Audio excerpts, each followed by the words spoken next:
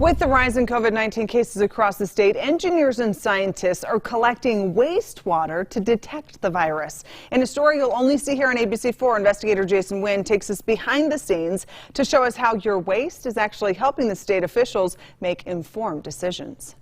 What you are sending down the sewers is vital information for the state of Utah's fight against the COVID-19 pandemic. Every week we get different amounts of samples, we test different locations, so it's we have to keep up with constant change. University of Utah's master's student Katrina Brown is helping Associate Professor Jennifer Wheatus perfect the wastewater testing program. It started with the Division of Environmental Quality last March. By the end of October, Brigham Young University, Dixie State University, and Utah State University partnered with the two to fight the pandemic. We were trying to do anything we could to help the state and respond to the pandemic. Wastewater epidemiology is nothing new. It can be used to detect chemicals, drugs, and viruses like SARS-CoV-2. Obviously, no one wanted this pandemic to happen, but this is the forefront of public health. Karen Valcarce is one of the students who extracts the coronavirus in wastewater. The filter up here is what traps the virus. Once the virus is captured,